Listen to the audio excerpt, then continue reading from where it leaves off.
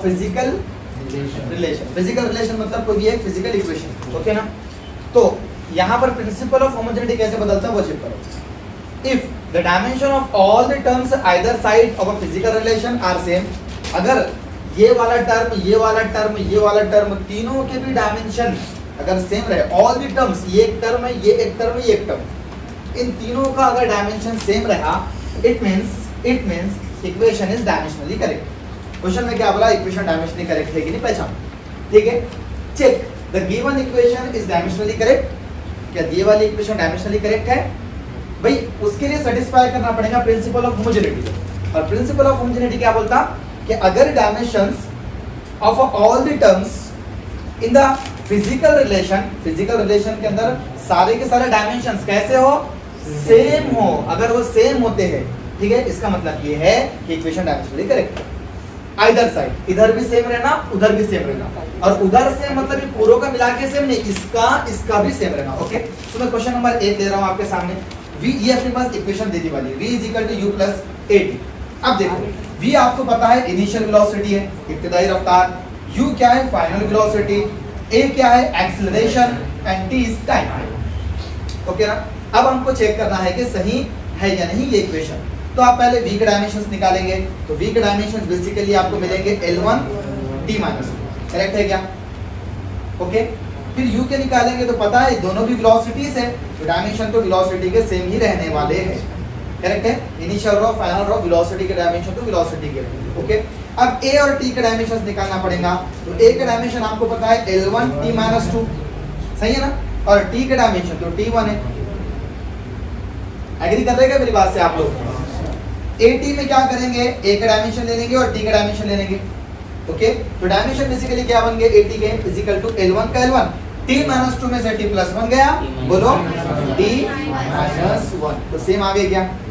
इसका भी dimension same, इसका भी सेम, इसका भी same, means equation is dimensionally correct. Answer आ गया, सही है कि नहीं बताओ, means equation is dimensionally correct.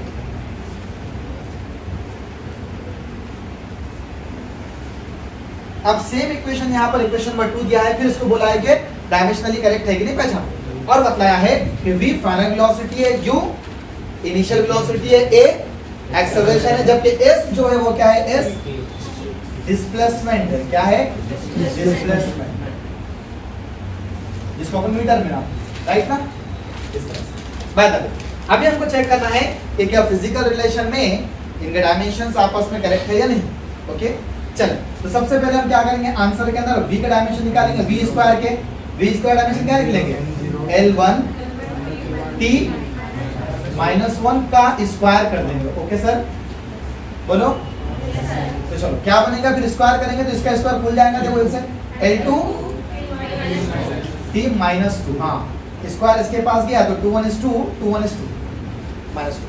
Agreed और नॉट?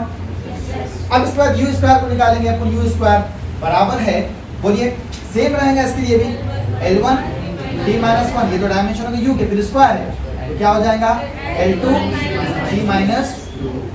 अब बात आती है 2as की, तो बेटा 2 की कोई वैल्यू है, ओके ना, तो डायमेंशन नहीं होता है 2 का, तो 2 को छोड़ देते हैं, डायरेक्ट a को लेते हैं और s को लेते हैं, 2 को भूल जाएंगे, थर्ड टर्म में a लेंगे। a बोलो कितना है, एक्सेलरेशन का डायमेंशन L1 t - 1, ओके, हाँ, into s t -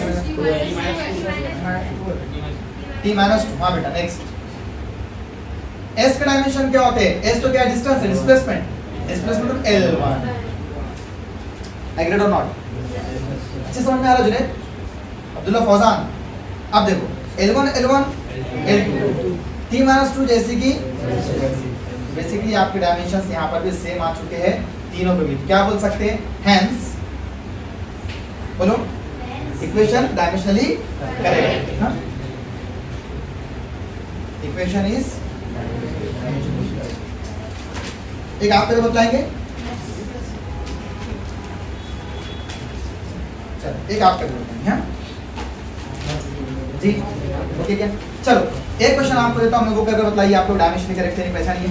s = ut + ½ at का square, okay, s = ut + ½ at का स्क्वायर, ओके।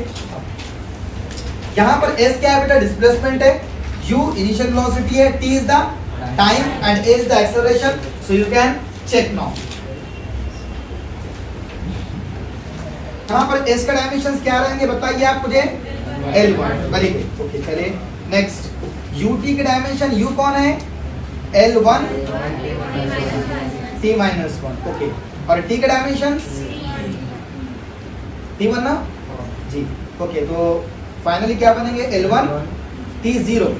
t0 मतलब t में कुछ भी नहीं है, L1 ही है वो. t0 मतलब t में कुछ भी नहीं है. ओके. और हाफ at का स्क्वायर, हाफ का तो कोई डायमेंशन नहीं होता है, a का dimension L1 t-1. Okay. Next d का डायमेंशन. तो बताइए यहाँ पर L1 और t-1 t-2 कैंसिल, तो L1 ये बचेगा, t-2 t+2 कैंसिल, तो यहाँ पर क्या बचेगा, L1 और t0. डायमेंशनली करेक्ट है. चलिए एक क्वेश्चन होमवर्क पे लगाता हूँ, पता करके बताओ कि डायमेंशनली करेक्ट है या नहीं. ठीक है, होमवर्क लगा दो. Question number 4.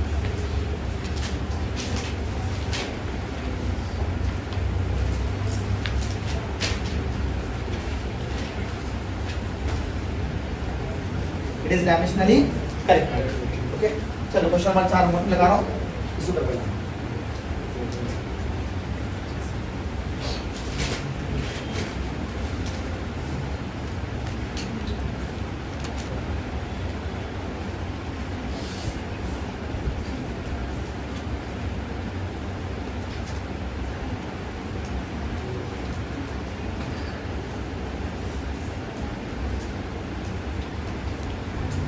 चलो देख रहे हैं ये इक्वेशन में h जो है हाइट है, तो हाइट बेसिकली लेंथ के फॉर्म में रहेंगी, तो h क्या है, हाइट. तो इशू है हाइट के ताल्लुक से मुझे आपको नहीं. हाइट. अब t जो है वो है बेटा सरफेस टेंशन. क्या है वो, सरफेस टेंशन. ओके. अब सरफेस टेंशन का फॉर्मूला क्या होता है, वो होता है F/L. तो आप सरफेस टेंशन का डायमेंशन निकाल सकते हैं. देखो h का डायमेंशन, h तो हाइट है, तो हाइट का डायमेंशन निकल जाएगा. फिर सरफेस टेंशन ये t क्या है, सरफेस टेंशन है, और सरफेस टेंशन का फॉर्मूला क्या होता है, F/L. ओके ना, फोर्स पर यूनिट लेंथ. तो आप निकाल सकेंगे t के डायमेंशंस. ओके. उसके बाद रो जो है बेटा वो आपका डेंसिटी, मास डेंसिटी या डेंसिटी बोलो उसको, डेंसिटी. ओके ना, चलेगा ना, डेंसिटी. r जो है बेटा वो है आपका रेडियस. g जो है वो एक्सेलरेशन ड्यू टू ग्रेविटी, जो भी सीख रहे थे आप, a वाला एक्सेलरेशन ड्यू टू ग्रेविटी. नाम थोड़ा बड़ा है लेकिन डायमेंशन वही रहेंगे, टी ए के जो ए का डायमेंशन है ना वही डायमेंशन रहेंगे जी के, ये वाले एक्सेलरेशन. और m जो है वो क्या है बेटा, मास. ओके. क्या कोई नई चीज इसके अंदर, अब आप पता करके बतलाएंगे कि क्या इक्वेशन डायमेंशनली करेक्ट है या नहीं. ठीक है.